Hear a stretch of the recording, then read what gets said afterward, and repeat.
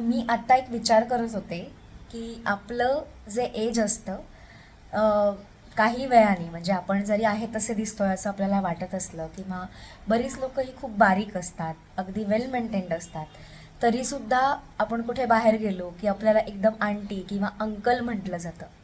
अचानक आपण दीदीपासनं अंकल आंटीपर्यंतचा प्रवास करतो. हे असं का होतं? खरं तर सगळं तुम्ही वेल मेंटेन्ड असूनही तुम्ही असे का दिसता, हे प्रश्न मला सुद्धा खूप पडत होते. आणि यावर मी थोडंसं अभ्यास केला, थोडासा विचार केला आणि माझे जे थॉट्स आहेत ते तुम्हाला आत्ता मी सांगणार आहे. मला असं वाटतं की काय होतं की आपलं जे शरीर आहे ना, सतत आपल्या शरीरामध्ये वेअर अँड टेअर मेकॅनिझम चालूच आहे. आणि त्यामुळे काय होत असतं की जरी आपण काही किती क्रीम लावली, किती एक्सटर्नल हेल्थची काळजी घेतली, तरीसुद्धा जोपर्यंत तुमची इंटरनल हेल्थ इम्प्रूव्ह होत नाही तोपर्यंत हे चेंजेस जे आहेत ते अनअवॉइडेबल असतात आणि अचानक मग आपल्याला असा कुठेतरी धक्का मिळतो. आपलं जे शरीर आहे त्याचे मेटाबॉलिक एज एक आहे, एक फिजिओलॉजिकल एज आहे, एक बायोलॉजिकल एज आहे. म्हणजे तुम्ही जन्माला आलाय तेव्हापासनं डायरेक्ट आपण सरळ सरळ काउंट केलं तर ते आपलं फिजिकल एज जे काही 30 वर्ष असेल, 35 वर्ष असेल ते असतं. मेटाबॉलिक एज हे आपल्या ॲक्च्युली शरीर आतनं कसं काम करत आहे, आपल्या शरीराचं मेटाबॉलिझम कसं आहे किंवा आपली ऑर्गन सिस्टीम कशी काम करते, ती किती वर्षाची आहे यावर अवलंबून असतं. मग हे प्रत्येक एज हे वेगवेगळं असू शकतं. म्हणजे फॉर एक्झाम्पल माझं मुख्य वय 30 वर्ष आहे, पण माझे ऑर्गन्स हे जर स्लोअर डाऊन झाले असतील, ते वागत असतील 35 वर्षाचे असल्यासारखे, तर माझं फिजिकल एज जरी 30 असेल तरी माझं मेटाबॉलिक एज हे 35 असू शकतं. आणि हेच कारण आहे प्रीमॅच्युअर एजिंगचं. मग याच्यामध्ये दोन मोठे फॅक्टर आहेत की आपलं शरीर जसं मेंटेनन्समध्ये असतं, सतत मेंटेन करत असतं. तुम्ही ऐकलं असेल की दर 120 दिवसांनी सगळ्या शरीरातल्या पेशी ह्या परत नव्याने तयार होतात. तर ते काय होतं, तर आपल्या सेल्स या कंटिन्युअसली डिवाईड होत असतात आणि ते डिवाईड होत असताना काही जिनोम हे मिस झाल्यामुळे जे शरीराचं वेअर अँड टेअर होतं ते वाढत जातं. आणि दुसरी महत्त्वाची गोष्ट म्हणजे ऑक्सिडेशन. आता याचं सोपं उदाहरण घ्यायचं झालं तर मी एखादं फळ किंवा ॲपल वगैरे कापून असंच हवेत ठेवून दिलं तर ते गंजतं की नाही, त्याला असा लालसर रंग तयार होतो किंवा लोखंड गंजतं. तसंच आपल्या शरीराचं सुद्धा कंटिन्युअस ऑक्सिडेटिव्ह प्रोसेस चालू असते आणि त्यामुळे सुद्धा आपल्या शरीराचं एजिंग, प्रीमॅच्युअर एजिंग हे व्हायला लागतं. मग बऱ्याच वेळा आपण काय करतो, वेगवेगळे प्रोडक्ट्स वापरतो, फिलर्स वापरतो किंवा मोस्टली स्किनच्या काही चेंजेस स्किनमध्ये आर्टिफिशियली करण्याचा प्रयत्न करतो. सो आपलं बाह्य शरीर जे आहे ते आपल्या आतल्या शरीराचा आरसा आहे.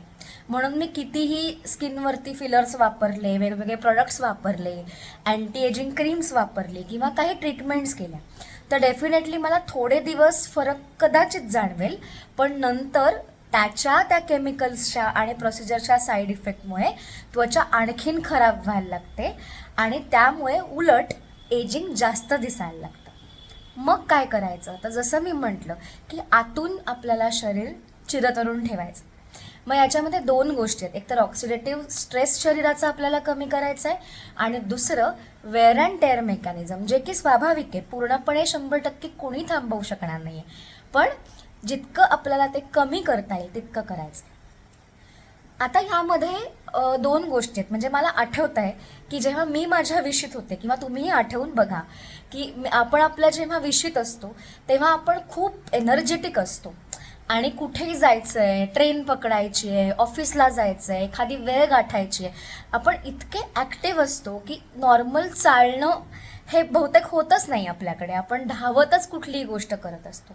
आणि तेच तिशीत काय होतं, तर फिजिकली तुमची ॲक्टिव्हिटी किती आहे किंवा ताकद किती आहे हे राहतं बाजूला, पण आपल्या मनातच आपण कुठेतरी हे धरून, ग्राह्य धरून ठेवतो की आता तर काय मी माझं वय वाढत चाललं आहे, मला हळूहळू जायचं आहे, मला कुठेही धावाधाव करायची नाही आहे, मी आरामात जायचं आहे.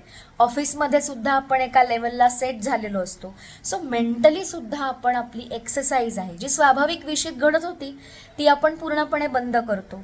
ओव्हरऑल एक्सरसाइज तर आता मला असं वाटतं की 5% लोक फक्त करत असतील आणि त्या सगळ्यामुळे सुद्धा आपलं एजिंग जे आहे ते वाढत जातं.